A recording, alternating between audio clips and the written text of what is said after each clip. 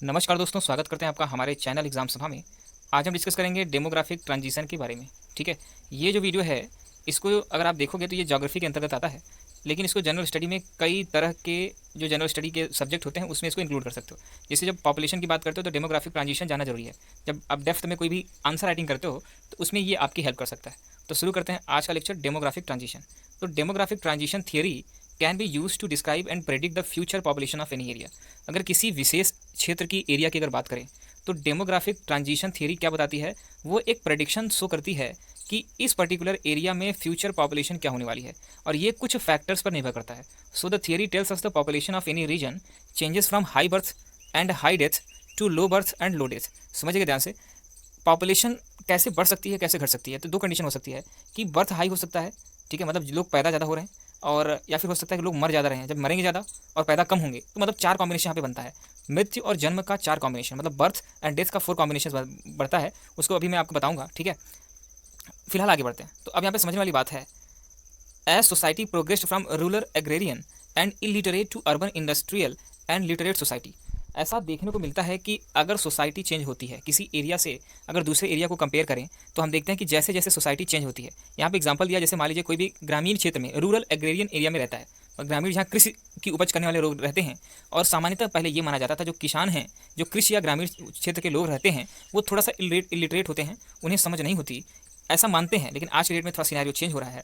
और दूसरा कंपैरिजन किससे करें कि अर्बन इंडस्ट्रियल सेक्टर में या फिर जो लिटरेट सोसाइटी है उसकी अगर बात करें तो दोनों के कंपैरिजन में या थॉट में अंतर होता है।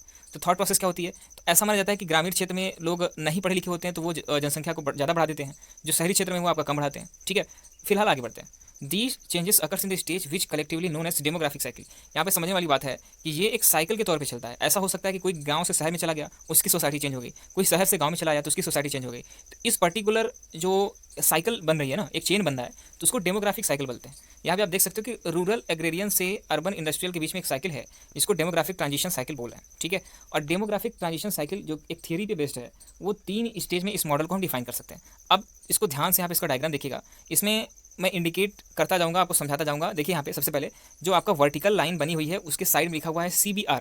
ठीक है, इसको बोलते हैं क्रूड बर्थ रेट। ठीक है, मतलब कुल मिला के यहाँ पे जन्म दर की बात की जा रही है। इसी तरीके से crude death rate, birth rate और डेथ रेट, मतलब पैदा होने का दर एक साल में किसी अवधि के अंतर्गत कितने लोग पैदा हो रहे हैं और उसी अवधि के अंदर कितने लोग मर रहे हैं, उसका लेखा जोखा के हिसाब से जब हम एक्स एक्सिस पर टाइम को ड्रॉ करते हैं तो उन दोनों में जो ग्राफ क्रिएट होता है उसी को हम क्या बोल रहे हैं, डेमोग्राफिक ट्रांजिशन ग्राफ या फिर डेमोग्राफिक साइकिल।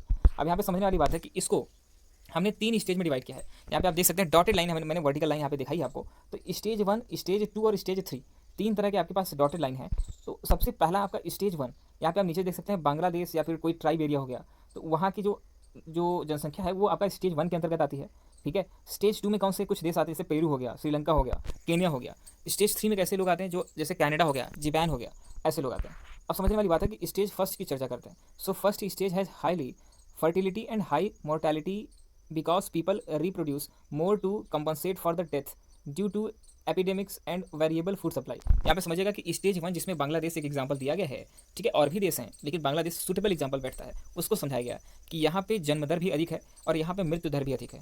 जन्म दर अधिक क्यों है, क्योंकि हमने बताया था कि यहाँ पे ग्रामीण जनसंख्या या फिर लिटरेसी उतनी अच्छी नहीं है, इसलिए हो सकता है। ठीक है, ये कंप्लीटली सही नहीं हो सकता। इसके बाद हाई मोर्टेलिटी का रीजन क्या हो सकता है, क्योंकि यहाँ पे हॉस्पिटल से लेकर के हेल्थ इंफ्रास्ट्रक्चर को लेकर के इनकी प्रॉपर वहाँ पे उपलब्धता नहीं है, इस वजह से हो सकता है कि उनकी मोर्टेलिटी रेट हाई है। तो यहाँ पे स्टेज 1 जो है ऐसा क्षेत्र जहाँ पे हाई फर्टेलिटी रेट हो और हाई मोर्टेलिटी रेट भी हो। और हाई मोर्टेलिटी रेट का एक और कारण हो सकता है एपिडेमिक।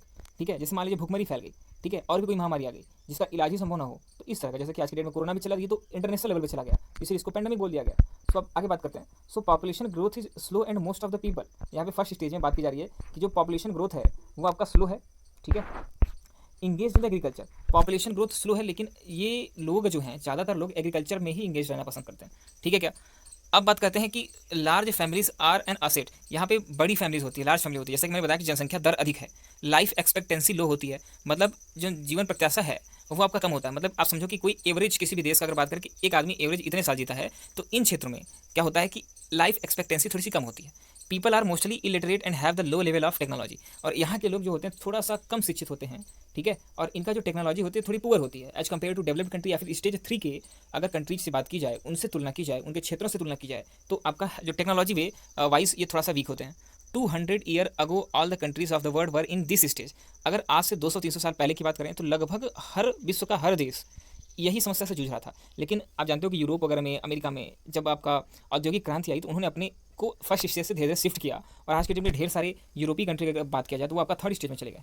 अब बात करते हैं fertility remains high in beginning of the second stage. ध्यान समझिएगा, अगर हम सेकंड स्टेज की तरफ चले आएँ तो सेकंड स्टेज में जो फर्टैलिटी रेट है वो आपका हाई ही रहती है, मतलब जन्म दर तो हाई रहती है बिगिनिंग में, ठीक है, but it decline with the time. लेकिन जैसे जैसे टाइम आपका कम होता गया तो उनका जो फर्टैलिटी रेट कम होता है। मतलब इन्होंने क्या किया, इन्होंने प्रयास किया कि अपने जन्म दर को थोड़ा कम किया जाए, और उन्हीं का परिणाम है कि इन्होंने जन्म दर को धीरे धीरे डिक्रीज किया, डिक्लाइन किया। This is accomplished by the reduced mortality rate. और आप इन्होंने क्या किया कि मॉर्टैलिटी रेट को भी कम करने की कोशिश की, ठीक है। यहाँ पे आप समझिएगा कि यहाँ पे कुछ इंप्रूवमेंट की बात चल रही है। Improvement in sanitation and the health condition lead to decline in mortality. Mortality कम हुई सेकंड स्टेज में, उसके पीछे का रीजन क्या था कि इन्होंने सैनिटेशन का और हेल्थ कंडीशंस को क्योर करने का या फिर उनको फिट रखने के लिए प्रॉपर गाइडलाइन तैयार की, उसके लिए प्रयास किया। Because of the gap of the net addition to the population is high, ठीक है। अब यहाँ पे थोड़ा सा दिक्कत हो क्योंकि थर्ड स्टेज सबसे सुपर होना चाहिए, ठीक है। यहाँ पे अभी भी आपका फर्टैलिटी रेट स्टार्टिंग में हाई है, ठीक है। अब बात करें लास्ट स्टेज की, तो both the fertility and mortality declines considerably. इसको मतलब अगर देखने से समझ में आ जाता है, अगर 10 साल का हम डेटा उठा के देखें तो हमें समझ में आएगा कि पिछले 10 साल के दशक की तुलना में इस दशक में वहाँ की जन्म दर, जिसे फर्टैलिटी बोल रहा हूँ मैं, और उसकी मृत्यु दर वहाँ पे मॉर्टैलिटी जो है दोनों ही कम होती जा रही है, दोनों काफ़ी कम है, कंसिडरेबली कम है। इसके पीछे का क्या रीजन हो सकता है समझते हैं। सो द पॉपुलेशन इज इधर स्टेबल और ग्रो स्लोली। यहाँ का जो पॉपुलेशन जनसंख्या वृद्धि है या फिर तो धीरे धीरे बढ़ रही है या फिर स्टेबल है या कांस्टेंट है। क्यों? क्योंकि यहाँ पे लोग कम पैदा हो रहे हैं और कम लोग मर भी रहे हैं, क्योंकि यहाँ पे हॉस्पिटैलिटी वगैरह का मतलब हॉस्पिटल्स वगैरह की जो फैसिलिटी है वो काफ़ी अच्छी है, हेल्थ फैसिलिटी जो है वो काफ़ी अच्छी है, ठीक है। So the population become urbanised. यहाँ का जो पॉपुलेशन होता है, मैंने जैसे बात की थी कि लिटरेट और अर्बनाइज्ड का थोड़ा सा अंतर जरूर पड़ता है। यहाँ के लोग माना जाता है कि वो शिक्षित होंगे, कम बच्चे पैदा करते होंगे और अपनी सोसाइटी को थोड़ा ऊपर लेवल पे मेंटेन करने की कोशिश करते होंगे। सो अर्बनाइज्ड वे में रहते हैं, थोड़ा सा लिटरेट होते हैं as compare to stage 1 and stage 2, and high technical, और ये आपका टेक्निकल वाइज काफ़ी हाई होते हैं as compare to first and second. Know how the deliberately control the family size, और कैसे फैमिली साइज को कंट्रोल करना है उनको अच्छे से पता होता है। This shows the human beings are the extremely flexible and are able to adjust their fertility. और इससे समझ में आता है कि व्यक्ति, ह्यूमन बींग जो होता है, वो खुद रिस्पॉन्सिबिलिटी ले करके अपने को मैनेज कर सकता है, अपने देश की, अपने क्षेत्र की जनसंख्या को मैनेज कर सकता है। अगर इन प्रेजेंट डेज, अगर प्रेजेंट डे की बात करें तो different countries are at the different stage of the demographic conditions transitions. तो अगर बात करें इस समय की, मतलब मौजूदा जो हालत है, तो विश्व में अलग अलग क्षेत्रों में ये पूरे देशों को अगर मैं डिवाइड करूं तो स्टेज 1, स्टेज 2, स्टेज 3, इन्हीं में हम सभी को डिवाइड कर सकते हैं। और अभी ऐसा कोई भी नहीं कर सकते कि कंडीशन आ चुकी है जहाँ पे स्टेज 1 खत्म हो चुका हो, स्टेज 2 का लेवल खत्म हो चुका हो। तो अभी हर स्टेज में कोई ना कोई देश मौजूद है। तो उम्मीद करता हूँ ये आपको वीडियो समझ आया होगा। इसी तरह के वीडियोस को देखने के लिए हमारे चैनल को सब्सक्राइब कर सकते हो। आपके कोई डाउट्स हैं तो कमेंट सेक्शन आप पूछ सकते हो। धन्यवाद।